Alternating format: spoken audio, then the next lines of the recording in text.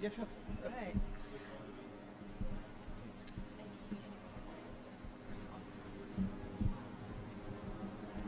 All right, so good afternoon, everyone.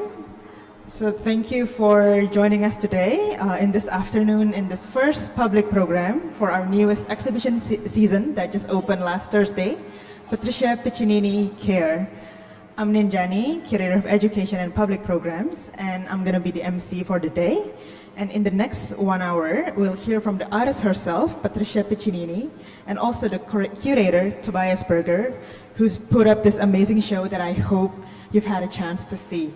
But in case you just arrived and you haven't seen the show yet, well, I hope this conversation between the artist and the curator will help you navigate the gallery with more ease and also with confidence. But just before we start the conversation, I'd just like to inform a few house rules for everyone. So this session will run approximately 1 hour, so please keep your phone in silent. And this session is also recorded for archival and promotional purposes. And if you do not wish to be photographed, please kindly inform our staff. And you may take photos and videos yourself, but remember, no flash, because it will disturb others and may harm the artworks. And the toilets are located just behind you in that area. And in the rare case of emergency, please try to remain calm as you walk the emergency exits located in that direction towards the elevator. And lastly, Museum MACAN is a safe space for dialogues and learning for everyone, regardless of their background. So that's about it, the house rules that I need to share with you. Once again, I'd like to welcome you all to a conversation with Patricia Piccinini and Tobias Berger in light of their exhibition, Care, which also marks Patricia's first ever exhibition in Indonesia. Curated by Tobias Berger. Please, round of applause. Yeah, thank you. Yes, and the show is curated by Tobias Berger, and this large-scale exhibition will present over 40 life-size sculptures, 3 large video installations, and along with Celestial Field, a spectacular installation of thousands of flowers. And Care is an exhibition addressing the universal feelings related to connection and intimacy, which resonate with the audiences from anywhere, including Indonesia. And current global issues about ecology and also its relations to biodiversity and biotechnology are also key ideas explored in this exhibition. So joining us today, all the way from Melbourne, Australia, is Patricia Piccinini. She is an artist and she began her career by studying anatomy, ancient specimens, and pathology in medical museums, which later became the foundation for developing her artworks. Piccinini incorporates synthetic materials such as silicone, fiberglass, and ABS plastic with organic materials, including hair and taxidermy animals, to her sculptures, resulting in surreal imaginary creatures that you've seen inside the gallery. And characterized by these hyper-realistic sculptures of natural and mechanical chimeras, Patricia Piccinini's artistic practice examines new conceptions of corporeality, sexuality, and most importantly, kinship. Her work reflects on the increasingly fluid boundaries between the artificial and also the natural, questioning our understanding of said relationship with the surrounding world and suggesting a future where humanity and other creatures might coexist, not just in the same space, but also potentially in the same body. And also here, so please a round of applause for Patricia. And also here with us is the curator himself, Tobias Berger, who has held pivotal roles within the contemporary art space and art scene across Asia Pacific. His career began with directorship at the Art Space New Zealand in Auckland, followed by his leadership as the executive director of Parasite Art Space in Hong Kong, which then Berger served as the chief curator at Nam June Paik Art Center in Seoul, South Korea. And expanding his curatorial influence, he was appointed as the first curator of visual arts at M+ Museum, Hong Kong, where he played a crucial role of shaping the museum's curatorial vision. And from 2015 to 2022, Berger led the head of art position at Tai Kwun Center for Heritage Art and Arts in Hong Kong, where he initiated art and developed the contemporary visual arts program. In his tenure, there was a notable for facilitating collaborative exhibitions with global institutions and curating thematic presentation for artists such as Chao Fei, Takashi Murakami, and Pipilori Riz, among many others, showcasing his capability to nurture art conversation that span cultures and also continents. So the floor is yours, Tobias and Piccinini. Thank you. Thank you. Thank you, everybody, for being here at this Saturday afternoon. Thank you to the team of the MACAN Museum and Besar for making us so welcome and caring so wonderfully for us and for that exhibition. I will have a dialogue with Patricia for about 45 minutes, and then we are open for Q&A, I assume. And when we're talking about all that history, maybe we start somewhere very, very early. We see a lot of chimeras in these exhibitions. Chimeras are creatures that are a combination of human and animal. Maybe we talk deep childhood when you first encountered chimeras, or how did you get fascinated by them? Well, the first chimera I made was because it was an answer to a kind of question that I made. So the question was, what is a natural body? What does a healthy body look like? And that question was an important question to me because in my upbringing, in my family, I had my mother who was sick. When I was a teenager, she became very ill with cancer. And so I was very interested in how we understand bodies, how we see them to be healthy or sick, and also who has access to technologies that can heal bodies. This was very important to me. And so when I left art school, I did a project, and it was at a time when, this was like in the late 90s, when we had the Human Genome Initiative, when the whole world was cataloguing the human genome, and it was a big race. Now you can get it, now you can have your genome catalogued for $50. But back then it was an international multi-billion-dollar race. And I was looking at that and I was thinking, well, what would you do with this technology? And what I ended up doing with this technology was creating the perfect child. But this child was a mutant, a freak. But I loved it so much because I created it. And I guess it was an interesting notion for me because it was the first time that I understood that the idea of a chimera can break down that idea that humans are unique. We are different from other creatures, and we can, we're so special that we can just change things in any way we want. But here I had this mutant creature that was kind of human, kind of mutant, but not natural. Yeah, and then coming out of art school, you met your partner and work and life partner, Peter Hennessy, who's really very, very important to your whole practice because he does run the studio, he helps you create these works, he also sets up these wonderful exhibitions. But let's talk a bit about production, because there is, on the one side, certainly with Patricia, you have these questions about genetics, about creatures and so on, but there are also very practical questions because these works are, some of them, or most of them, are very, very difficult to produce. They're very, really, also from the craft point of view, they're very, very good artworks, right? And maybe you can talk a little bit about your studio also, because we have a wall in the exhibition that describes a little bit your studio practice. Yeah, that's right, Tobias. They're very different in media, aren't they? There's drawings, there's videos, there's sculptures made out of different media. And how can one person make all these things? Well, they can't. I don't make them all by myself. I make them with a group of really, really talented individuals, very creative people.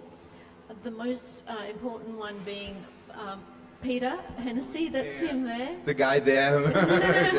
Give him an applause because there would be no. Yeah. And he installed this show with the team here at MACAN, and then I come in later.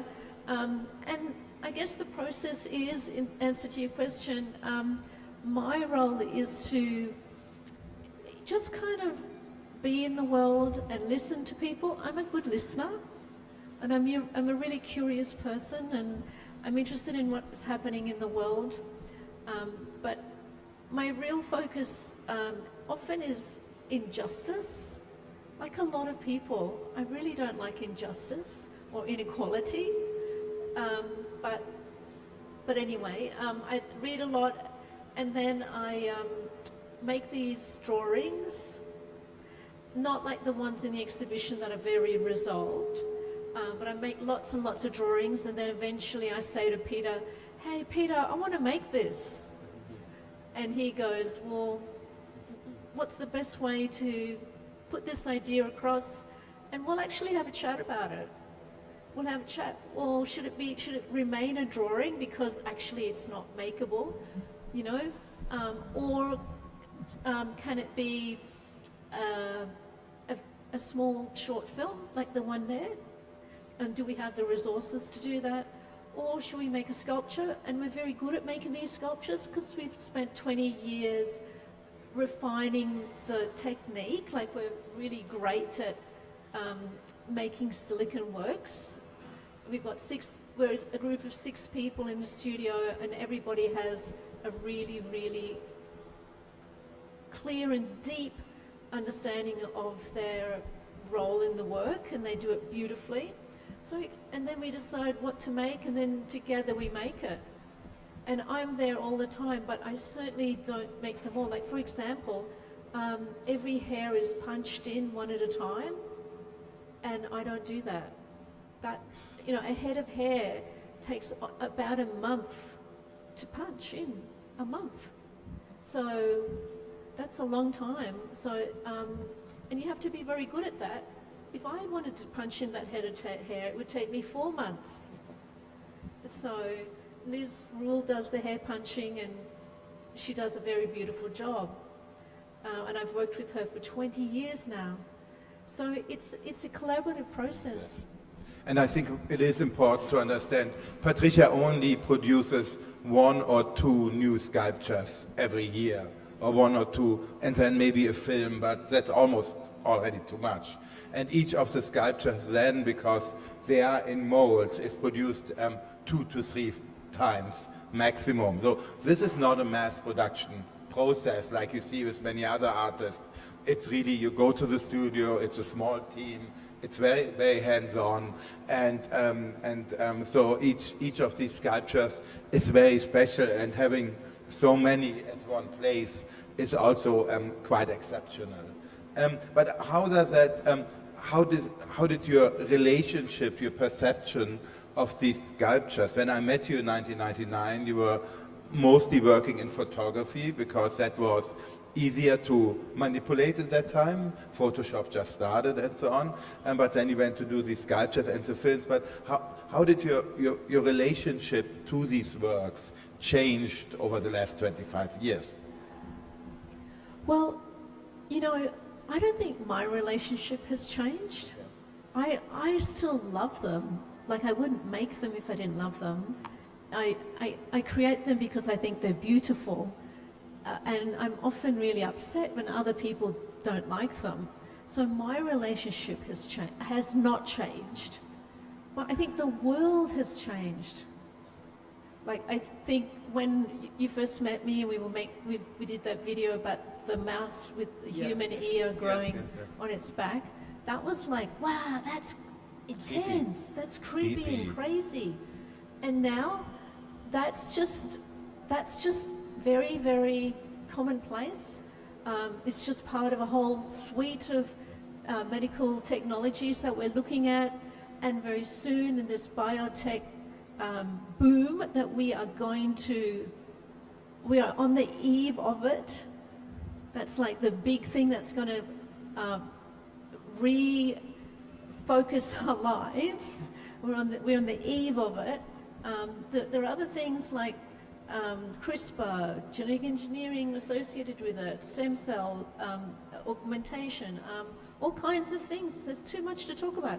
Anyway, the whole world now is going, yeah, actually the idea of a chimera is not so strange because I'm already a chimera.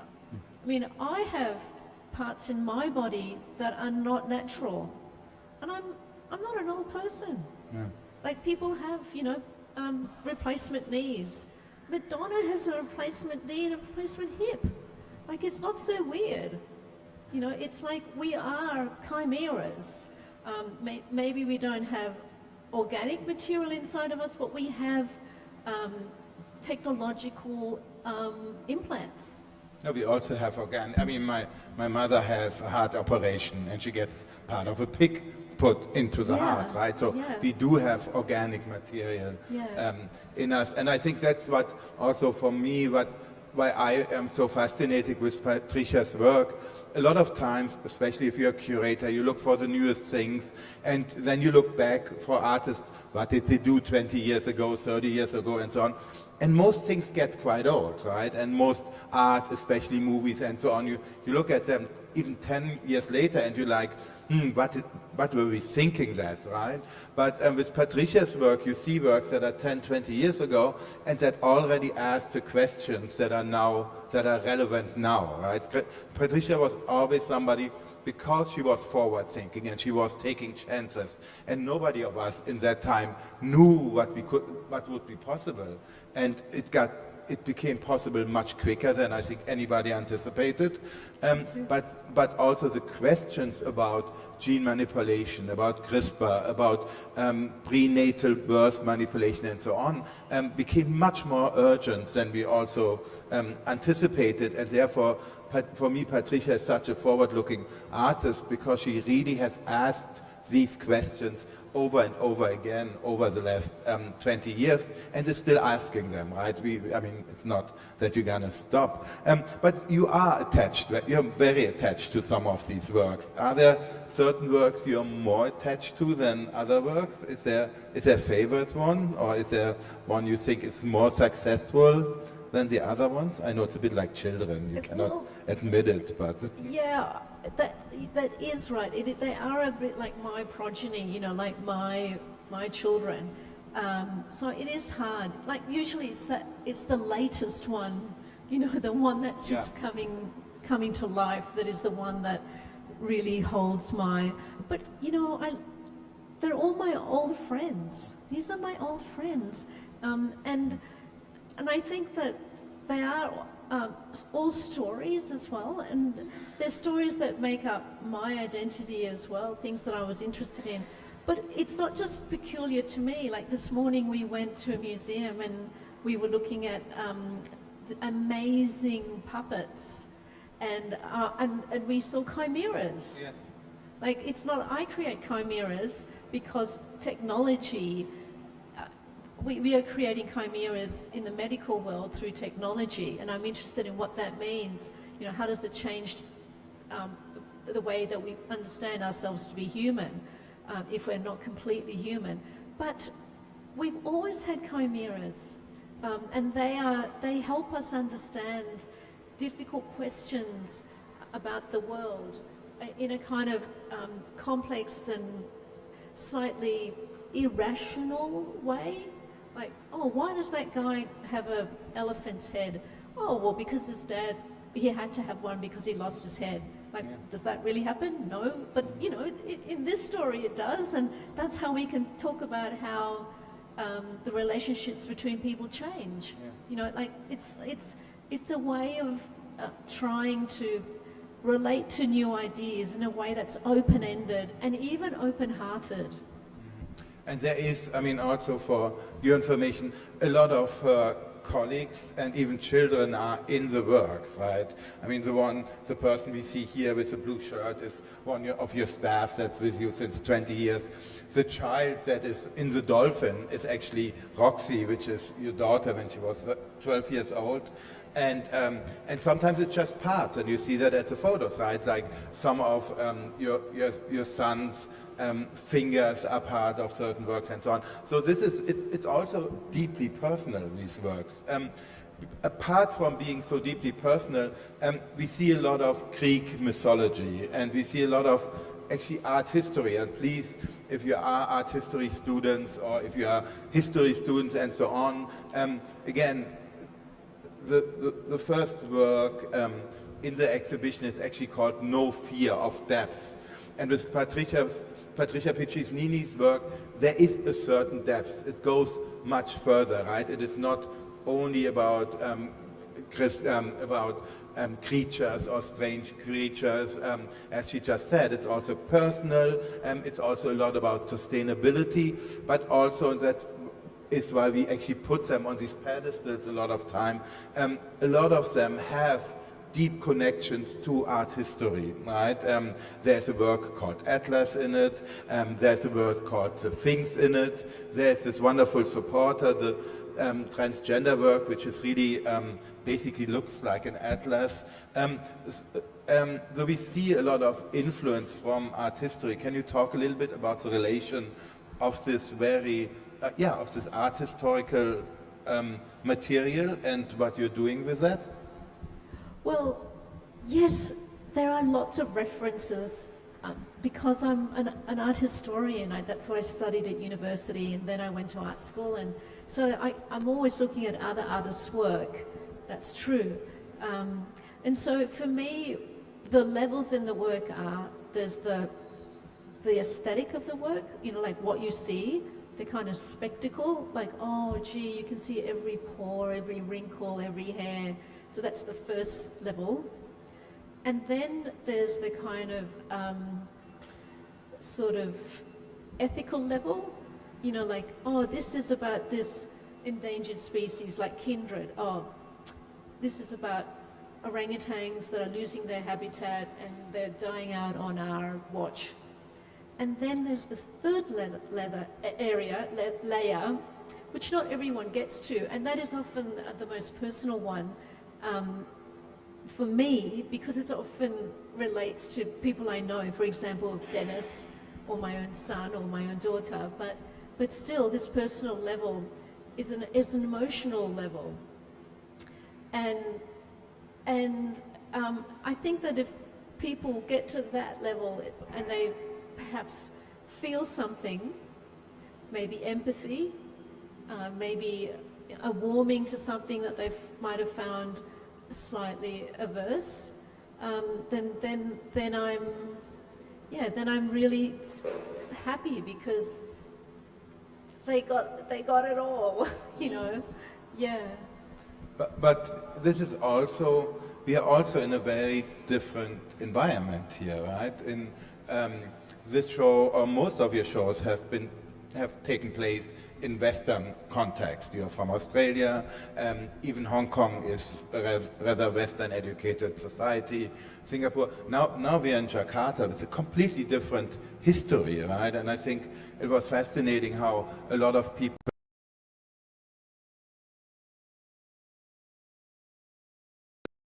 know about Indonesian history, and I don't know, not enough, but and how much it plays it. But how do you see it if your works are read in a completely different context?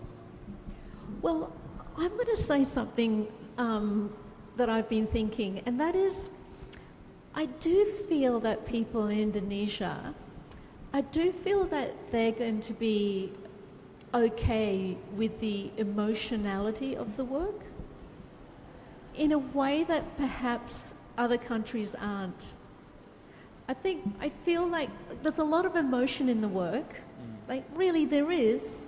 Like if you look at, you stand in front of these works, you know, there's a lot of connection and there's stuff going on, and it's emotional. It's about relationships, it's about nurturing, it's about deep stuff. Like this is not abstract stuff. There's no irony in this work. There's no jokes. There's a lot of sincerity, you know, and a lot of emotion in it. And I kind of feel that Indonesia is going to be good with it. Because you guys seem to be okay with emotionality. And I hope I'm not being kind of biased, because sometimes I bring my work to a place and they kind of go, not going there, not going there, not doing it, not looking at it. You know, that happens to my work, you know, for people that aren't okay with feeling. But I had a fantastic response in Brazil to my work. Yeah. I had the best response. I love Brazil. I should be Brazilian. You know, I don't know why I'm You're Australian. Italian, Australian. You're basically Brazilian, yeah. I think I am. Yeah. And they really responded to my work. And I feel like I think it's going to be the same here, because, yeah, it's not austere, my work. It's not cool. It's warm. You know, it's about, there's a bit of sentiment in it. You know, it's about the soul, you know, what really matters. And what really matters is relationships. And all of these works are about relationships. Yeah, can you talk? Yeah, actually, let's talk about that a few minutes, about these relationships. Sure. Okay, well, let's talk about relationships. Let's talk about work. Yes. Let's talk about Bond. Oh. Bond is the one that looks like Patricia with that chimera on her arm, but she says it's not her. But No, it's just a much thinner version of me. Sorry. Yeah. Thinner, younger, just better version. Yeah, no, it's better not. version. Okay, well, so this work actually, as you said, has got an art historical reference in it. It's basically a Madonna image. Like, you go to any church, that's what you see, except it's Mary and Jesus. So this is why when you come across it, it's like, oh, I'm not completely kind of blown away by its difference. Like, I've never seen anything like that before. It's kind of familiar. And because you've seen it in books. You know, this is how we represent the idea of a kind of a perfect mother.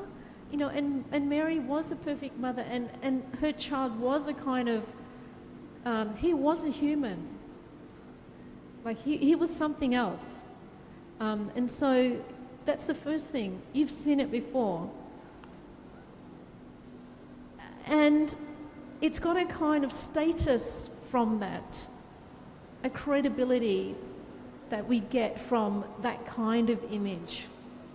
But then you look at it a bit more and you see that it's a human person nurturing a child that's not human, but they have the same relationship as a human mother and their natural child. But this child is half pig, half human, half armadillo, and also, like me, has a technological implant, the sole of a shoe. So it's not like it's crazy. It's not like, because we know that we're making chimeras in science for very good reason, because we need to find out, you know, how we can relate to things like evolution, species loss. You know, bats have some fantastic way of dealing with viruses. This would be very useful for us. You know, we need this experimentation. We need these chimeras. So this is a chimera. And the work asks,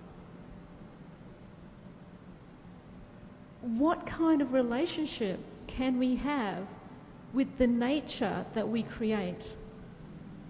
And here we see a very nurturing, kind relationship, a very natural relationship, even though the creature is artificial. And the work asks, is this possible? Is this our future?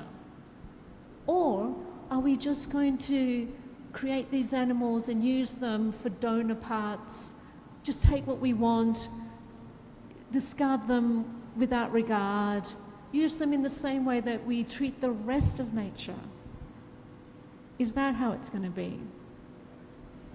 Yeah, and these questions, and I think that's also coming back to what you said, that there are places where your work maybe is not so accessible, or for people with that mindset, it is not so accessible. But I think in both we did a similar exhibition like this one in Hong Kong before, and it is very important. This is a voyage, it's a narrative, and also I hope when you see that exhibition you understand that we didn't just roll the dice where every work goes.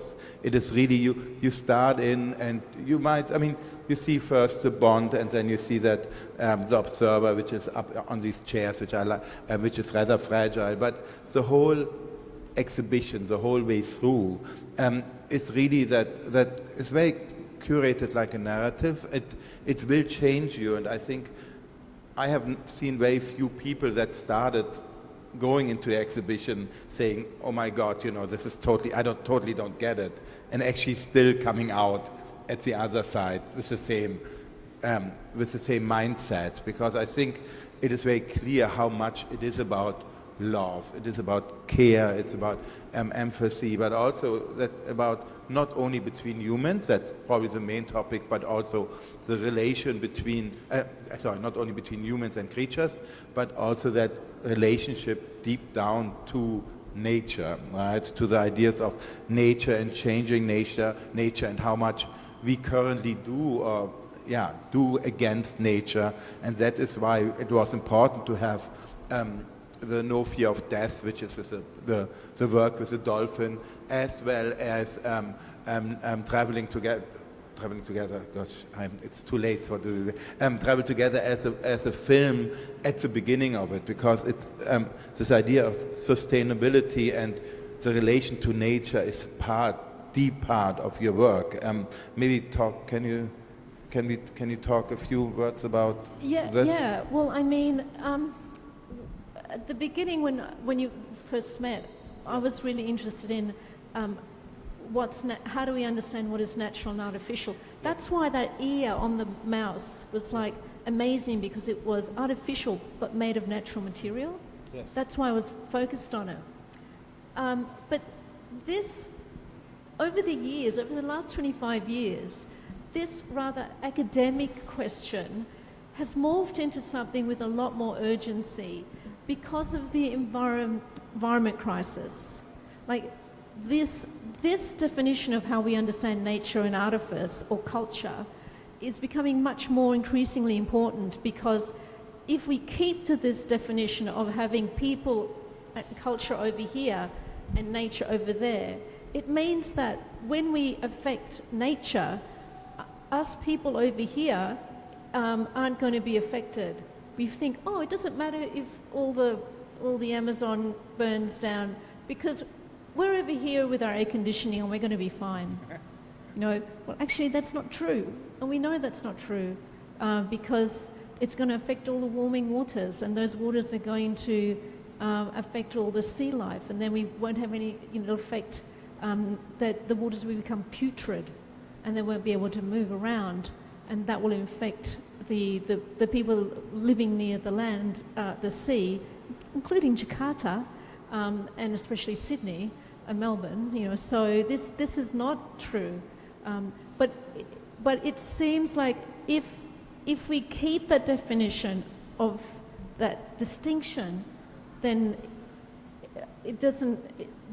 we feel immune to the effects of the changing deterioration of nature. And so I'm interested in an idea of nature where humans are embedded as part of nature. And I often try and depict this. And one sculpture, which is called the supporter, which you were talking about before. It's the one which the guy is basically leaning down. It's difficult to say if it's a guy or a girl. Difficult to say his gender, but also his race and nationality. And he's basically holding 4 little falcons up on his legs. That's right. So it's a transgender person, and they. So they are holding up this idea of nature. And this idea of nature is this kind of mutant, organic, technological form. Now, on this kind of rocky, organic space, which is it's not in between like technology and nature. There's these little fledglings, and they're happy, and they're living there, and they're thriving. And the idea of that work is that it's this person who is fluid in terms of their gender and sexuality. And they are the kinds of people that understand the idea that these boundaries don't really exist or even work anymore. And it especially doesn't work for them. And they can support the notion of a new nature. And they do it in this extraordinary way. Like, it is a yoga pose, but it's a kind of undoable one. I've tried to do this yoga pose with my son. Okay. You can't actually do it. Your back is too, it just breaks your back. But it's, and in a way, it's impossible, but he does it in the same way that Atlas held up the world. But Atlas had to hold up the world as a punishment. This person holds up this new idea of nature because they want to. They want change. And it's exactly them who's the kind of person who can help us kind of invent a new way of understanding nature. Before we go to Q&A, let's talk. We are now here since 4 days, doing openings, meeting people, and so on. What was the most surprising, not reaction, but maybe surprising thing here with that exhibition?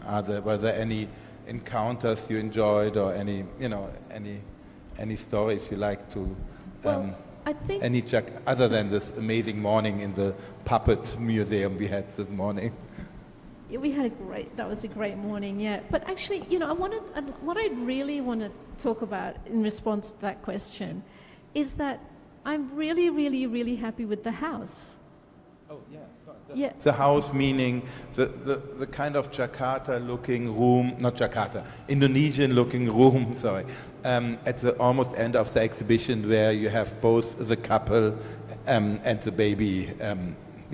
That looked, just to explain it to you, the house is, when I first encountered the couple, they were living in a tent.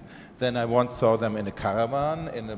In Hong Kong, they had a really cool, very expensive apartment. And here, they're back in that environment. And I think it's like the heart of the show.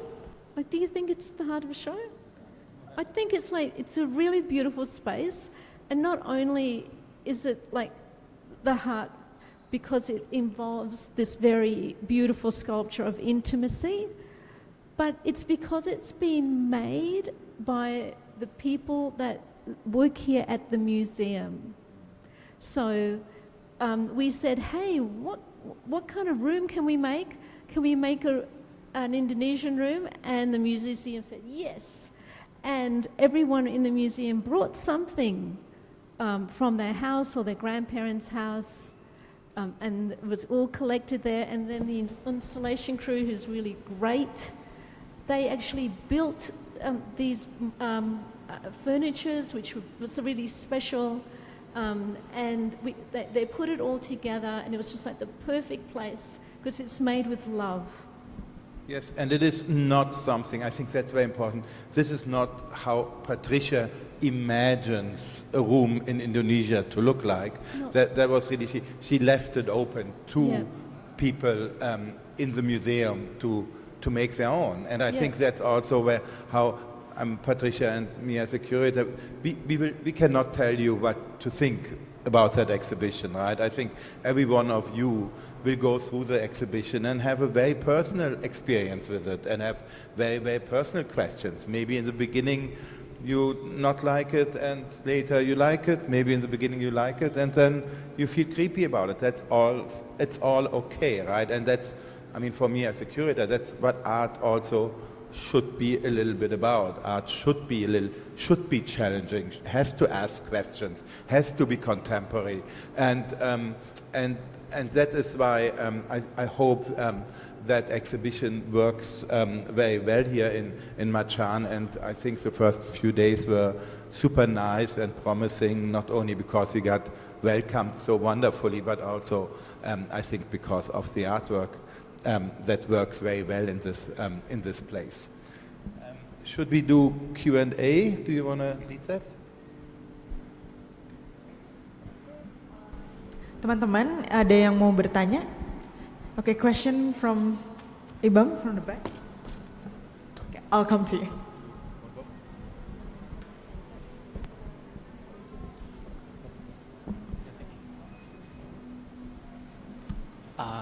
Thank you. My name is Ibam. Thank you for the talk.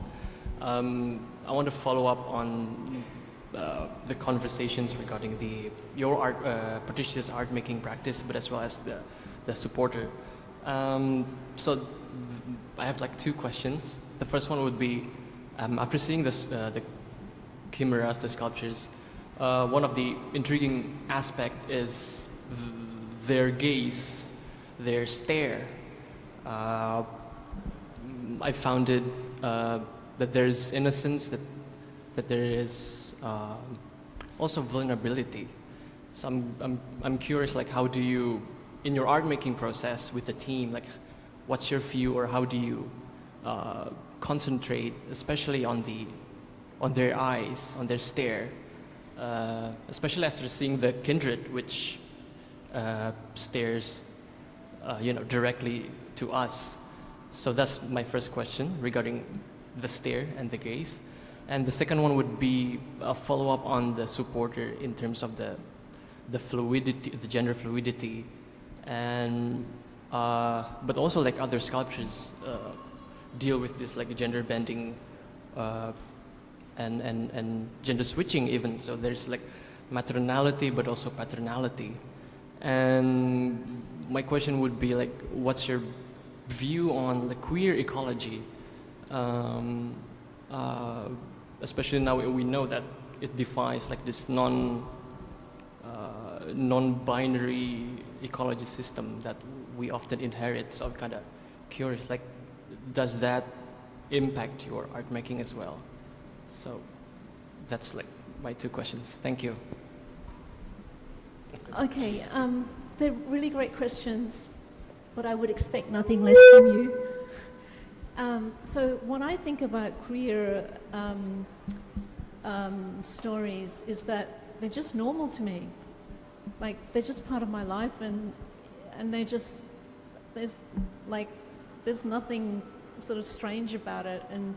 And for example, like, say that father there that's holding the plant boy, he could be queer. You know, that could be his child, could have got it through a surrogate. You know, I haven't done a lot of stuff around sexuality very much because I tend to deal with more notions of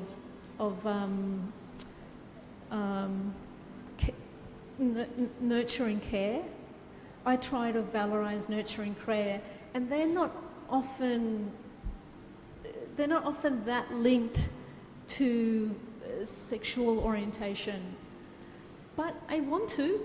I think that that's something that I could do in the next works. The only work that is in the show that deals with sexual intimacy really is the couple, and that is a kind of heterosexual, if I could say that, situation. But to heteronormative, yeah. But to me, queer stories are just part of my life. You know, it's like normal. There's nothing weird about them, and they're part of my life. But I just haven't. It's not an area that I go into very much. I have a little bit of different opinion about it, because I think not most, but a lot more of works of her is about the question of gender and how gender has changed. I mean, we have just here next to us is that wonderful work with the balloons, right? And the first balloon was the mother balloon, right? And was only the mother. And then the question was, where's the father? And then, or I think 5-6 years later, you made the father, but the father was the one caring for the children, right?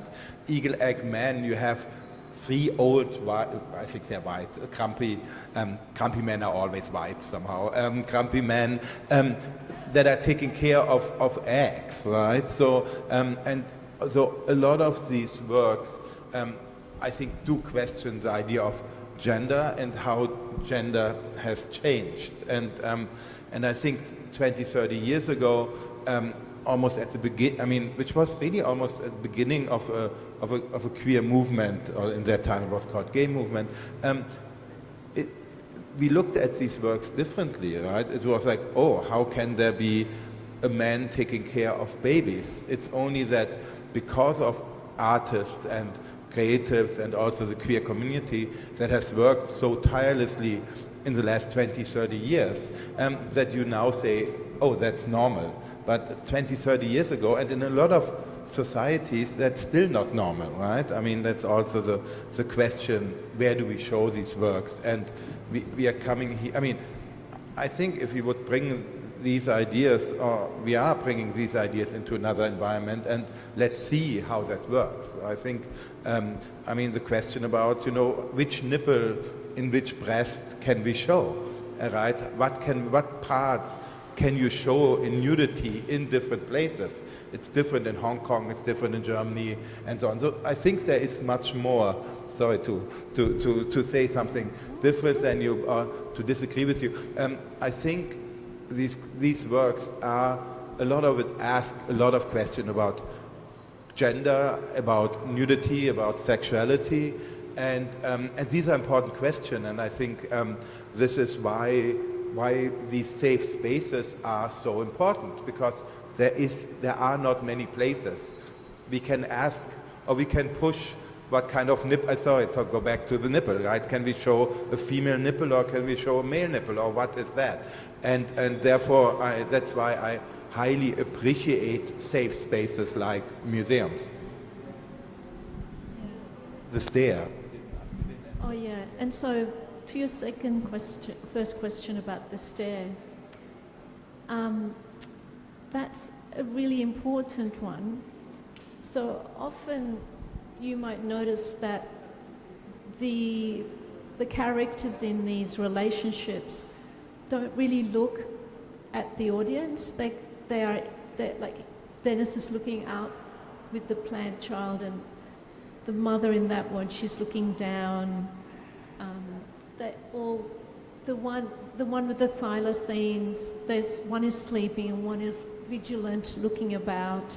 So they don't really engage us very much. They're in their own world, and that's the way I sort of present them, as though they have their own space, their own culture, their own agency. They're doing their own thing. And as we come across them, we see them as being active and not just being passive. It's just like, you know, looking at us, available to us, to be consumed. In a lot of his, you know, beautiful Renaissance images, you know, here's a beautiful woman and here she is, and she's looking at you, and you can go, you can have her, you can own her, you can have sex with her in your mind, you know. So it's not like that. They don't, because they have their own world of being.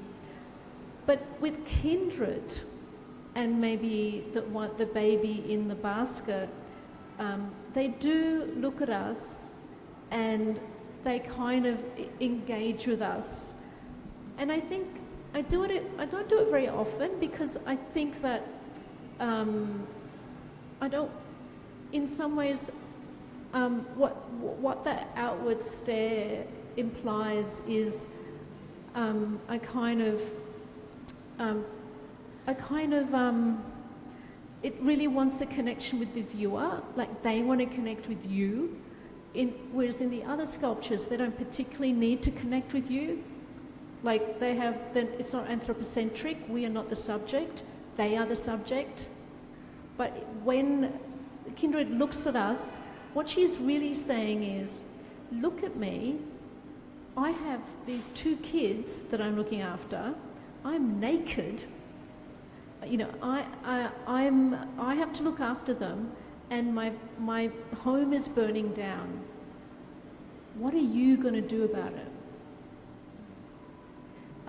And that's a question that we could really consider, because that is what's happening. And but at the same time, I think that she does it in a way where it's not real violence. Like, let's say she had her hands cut off because poachers had come and they cut her hands off. She's all bloody and she's dying, and her kids, you know, had been decapitated or burnt or whatever. And then she's looking at us and going, hey, you guys, you did this, you humans, you're the trouble. I think if it was like that kind of work, most people wouldn't be able to engage with that, because it's too shaming. It's way too shaming. So what I try and do is I go to this window of tolerance. Have you heard of that? So you don't go up the top, which is like you shock people. The shock of it is like where people respond, I have to fight, and they're, you know, like, or run away, fight or run, which is when you're hyped up. I don't want to hype people up too much, and I don't want to go down the bottom where it's like, oh, I just can't take it anymore, I'm just going to go and sleep. You know, I can't, it's too much, I don't care about this, you know, I'm going to sleep.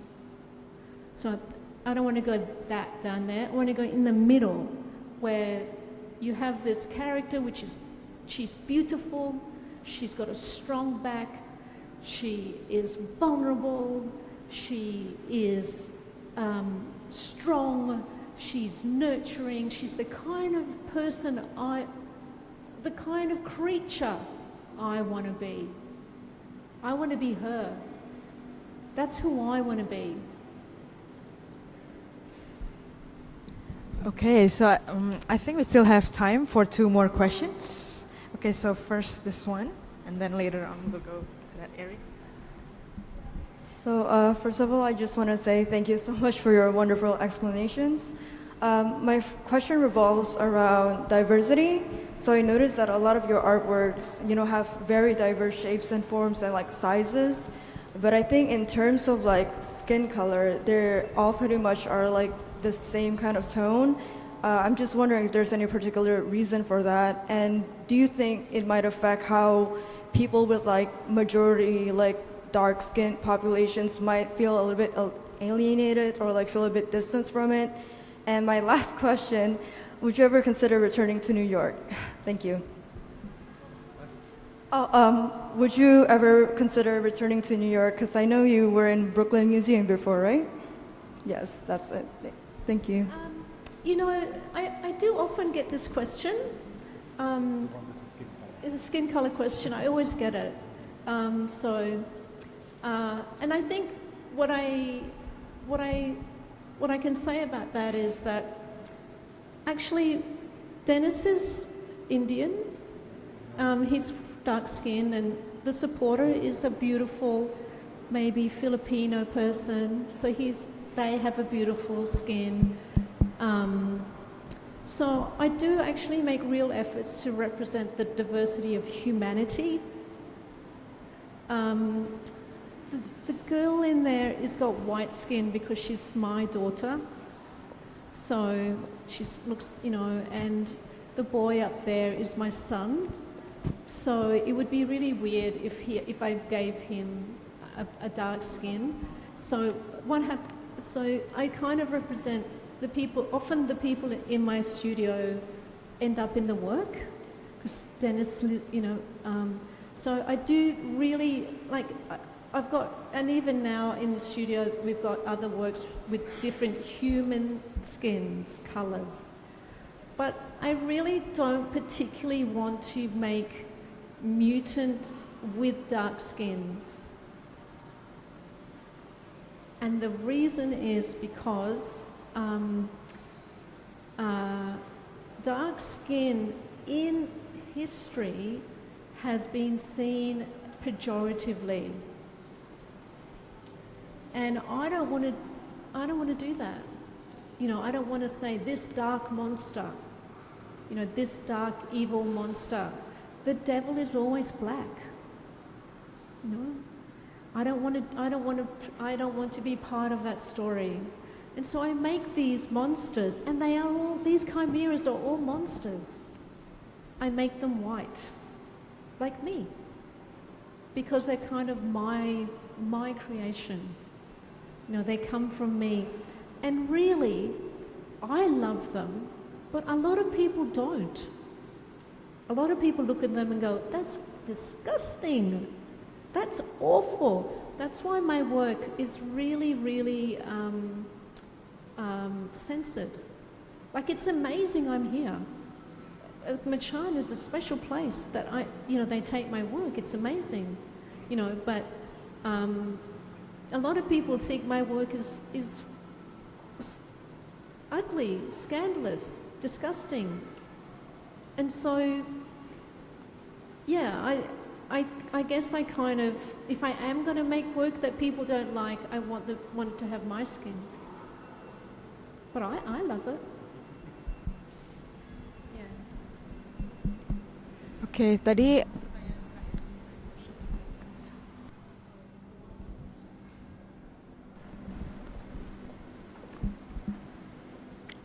First, I just want to say I'm in awe of the care that you have for humanity that's really reflected in the works, and of course in collaboration with how you're able to communicate it to all of us here.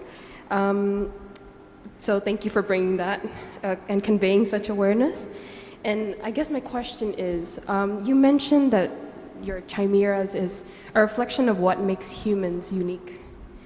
How would you define humanity? And with humans constantly changing, I guess my question is, what's kind of the silver lining that you've seen that humans are, what makes us connect, or the different kinds of evolution that takes place, and what brings us all together in the end? Thank you. Well, care does. Love brings us together. I mean, that's, and indeed, that's what the human species has made it. The reason why humans have done so well is because we can cooperate with other humans that we don't know well. Like other animals, they need to be connected to they need to cooperate. When they cooperate with other animals, they need to be very connected to them. But humans don't. We can cooperate and be codependent and be collective with people we don't know. That's our strength, and they're the qualities you need to be a really caring, actually loving society. So, I mean, I know it sounds kind of pie in the sky, but it's kind of true. It's care that dissolves these boundaries between the natural and the artificial. If we care for the intelligences of other animals, we're just going to really connect with them. We're going to love them for their intrinsic value. What do you think, Tobias? I think it is this idea of care and compassion, and not only for, what the human thing is, it's not only for their own race, it's for their own race in general. Unfortunately, what we haven't done in the last 50 years, only 50 years, our care for nature is a disaster, and our kids will deeply hate our generation for that, unfortunately. But we also see progress. I think it is this idea of we see progress there, and we see that people start caring and loving and understand how important that interrelationship between humans, animals, and nature in general is. And so there's also, the exhibition, the first chapter, so to speak, of this exhibition was called Hope, and that's something deeply deeply human, and I think what makes us as humans probably also even more unique is this idea that there is hope, and because there is hope, we work towards that. We care, we love, and we change, right? The ability to dramatically, quickly change, and that goes back to the first question about gender, right? I mean, in 20 years, our relation to different genders, our relation to our bodies, our relation also to nature has shifted radically for the better or for the worse. But so there is this idea of change and hope and care in the end.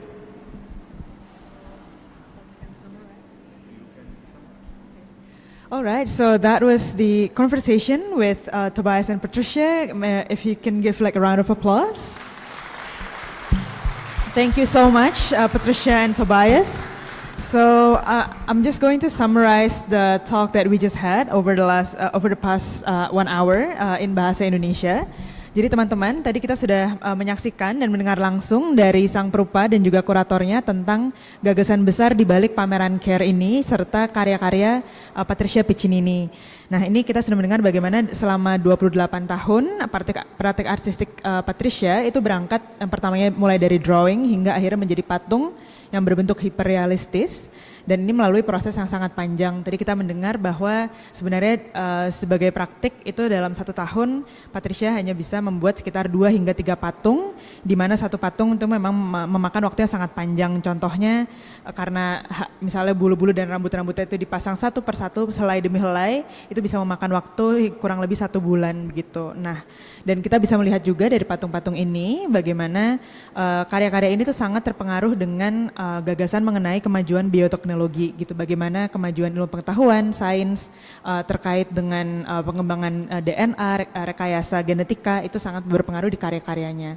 Nah, tapi sebenarnya di luar dari hal-hal yang terkait dengan sains dan teknologi, karya ini itu juga berangkat dari sebuah mitologi gitu dan gagasan mengenai surrealisme. Contohnya yang kita lihat yaitu gagasan mengenai chimera yang sebenarnya itu tidak asing karena memang dia berangkat dari banyak referensi sejarah di peradaban manusia. Contohnya yang dalam karya-karya Patricia kita bisa melihat karya-karya chimera yang berangkat dari mitologi Yunani, juga karya-karya yang terkait dengan sejarah seni rupa. Dan di Indonesia pun itu juga sebenarnya chimera ini juga tidak asing karena kita juga banyak berangkat dalam kisah-kisah cerita rakyat kita itu tokoh-tokoh seperti chimera. Tadi pagi kami sebelum ke MACAN kami sempat jalan ke Museum Wayang dan di situ juga Patricia melihat bagaimana ternyata di Indonesia itu budaya-budaya tentang perpaduan antara manusia dengan hewan, dengan tumbuhan, dengan makhluk-makhluk lain itu memang sudah menjadi tradisi kita juga gitu selama bertahun-tahun gitu. Dan yang Patricia kagumi dari bagaimana pameran ini dipamerkan di Indonesia itu adalah bagaimana kita sebagai audiens itu ternyata bisa relate dengan karyanya. Dan walaupun mungkin secara penampilan itu kan tadi terlihat berbeda karena kan banyak karya-karyanya itu berkulit putih begitu ya, tapi dia melihat sebenarnya itu ada aspek emotionality atau perasaan yang itu tuh sangat universal, seperti care ini kan perasaan welas asih itu kan sesuatu hal yang semua manusia itu miliki juga gitu. Dan sebenarnya itulah intisari dari kekaryaannya Patricia karena di sini kita melihat bagaimana sebenarnya di luar dari bentuk karyanya itu sendiri, manusia itu kan pasti punya perasaan yang bisa itu tuh saling terhubung gitu. Dan pertanyaan besar dalam karya Patricia itu adalah bagaimana kita memahami alam, terutama di masa seperti ini kita ada krisis iklim, kita ada perubahan alam yang sangat pesat sekali gitu, dan kita juga semakin berjarak dengan alam. Nah, pertanyaan-pertanyaan tadi itu tuh sangat menjadi sangat penting gitu. Bisakah kita hidup berdampingan, dan apa sih tanggung jawab kita sebagai manusia terhadap makhluk-makhluk yang kita ciptakan. Jadi itu intisari dari perbincangan kita di siang hari ini. Nah, sebelum kita tutup sesinya dan kita foto bareng, mungkin aku mau minta tolong teman-teman untuk mengisi survei yang ada di QR yang ada di televisi. Ini untuk kepentingan memperbaiki program publik Museum MACAN lainnya. Dan terkait pameran Patricia Piccinini sendiri, pameran ini baru dibuka ini adalah weekend pertamanya, akhir pekan pertama, dan masih akan berlanjut hingga 6 Oktober. Jadi teman-teman bisa kembali lagi ke sini membawa teman-teman dan keluarga juga. Dan untuk mendengarkan informasi lebih lanjut terkait pamerannya, kami juga telah menyiapkan beberapa materi-materi seperti panduan pameran, termasuk juga panduan audio yang tersedia dalam bahasa Indonesia dan bahasa Inggris. Dan versi bahasa Inggrisnya dibacakan oleh Patricia sendiri. So the audio guide is available in bahasa Indonesia and also English, and the English version is read by Patricia herself. So don't miss that out to hear more stories about the artwork. So I guess that's it for the afternoon. Once again, thank you so much, Patricia and Tobias, and thank you to you all. Thank you for joining us. And we'll see you in the next Mucil MACAN public programs. Thank you. Let's take a group picture. Yeah.